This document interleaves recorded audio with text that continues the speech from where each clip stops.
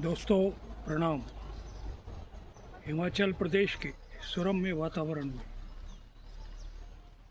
और आसपास की प्राकृतिक गोद में शीतल बयारों के साथ में आच्छादित हिम अट्टालिकाओं के साथ में ऊंची ऊंची पहाड़ियाँ और साथ में देवभूमि हिमाचल, आप इस बात को वातावरण को ढूंढते रह जाओगे। विशेषता इस बात की है कि आपका धार्मिक परिवेश, आपकी आत्मिक परिवेश, आपका सामाजिक परिवेश और आपका व्यक्तिगत परिवेश उसमें कितनी गहनता से समाता है या इस वातावरण को कितनी गहनता से आत्मसात करता है। ये हमारा शरीर किसी भी रूप में रहने वाला नहीं है। इसकी परिभाषा के अंदर ही ये चीज़ समाहित है, शरयति इति शरीरा। धीरे धीरे जिसका शरण होता रहता है, धीरे धीरे जिसका घटना शुरू हो जाता है।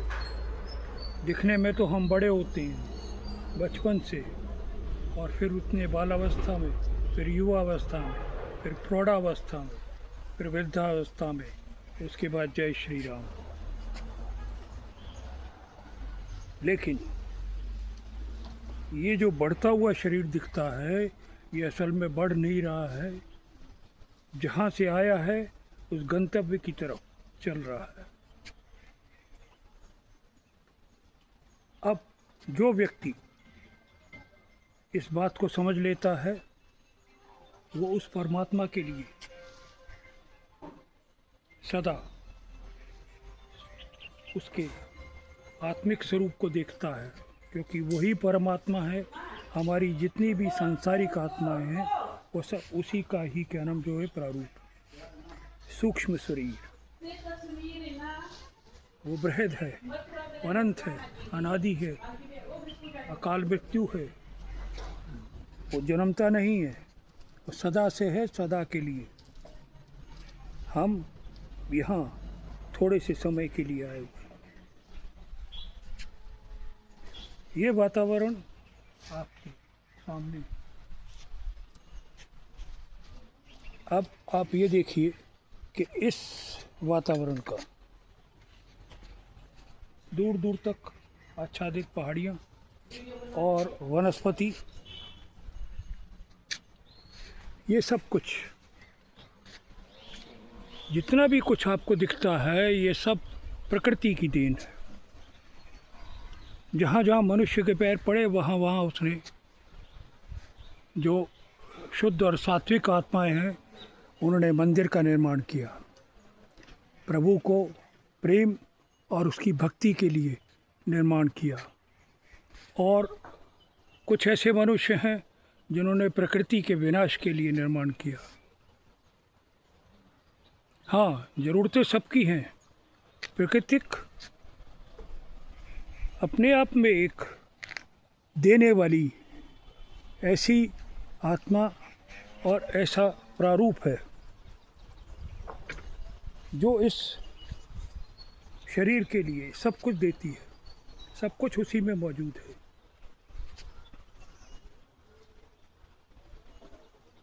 अगर आप पेट के लिए कुछ चाहते हो तो आपको सब मिलेगा इस प्रकृति से, और अगर आप जीव के लिए कुछ चाहते हो तो आपको अलग अलग तरह की क्रिएशंस करनी पड़ती, और उन्हीं के कारण ये विनाश का कांड शुरू हो जाता है। बहुत सारे ऐसे व्यक्ति हैं, आत्माएं हैं, जो वापस प्रकृति की तरफ लौट रही हैं। जैसे जैसे उनकी बुद्धि में ज्ञान का प्रकाश आता जाता है, वो उस प्राकृतिक वातावरण की तरफ लौट रही हैं। संपूर्ण और समग्र व्यक्तिगत समाज को और इस संसार के व्यक्तित्व को ये बात समझने में पूरा जीवन लग जाता है कि हमारा जो मूलभूत मौलिक प्रारूप है वो प्रकृति के साथ है और प्रकृति के बिना नहीं।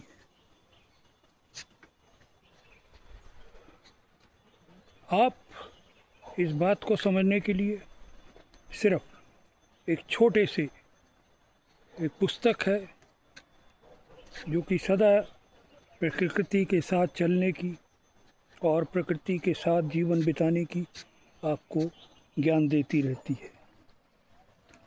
हजारों प्रकार की वनस्पतियां यहाँ मौजूद हैं और वो जो पुस्तक है उसका नाम ही समूह संपूर्ण मानव समाज के लिए कल्याण की भावना के साथ में उसका प्रादुर्भाव हुआ है। उस प्रादुर्भाव को ध्यान में रखते हुए उन्होंने उसका नाम ही कल्याण रख दिया।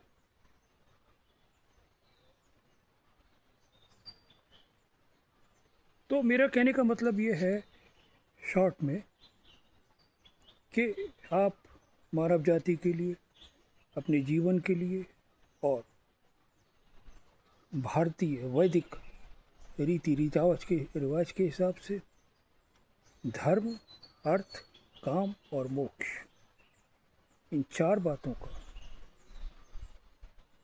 ख्याल जरूर रखिएगा और उसी के माध्यम से जो निहित ज्ञान है, जो धर्म है, जो कर्म है और जो नीति निर्देश हैं, उसका पालन कीजिए। मैं कैमरामैन डॉक्टर अरुण कुमार शास्त्री के साथ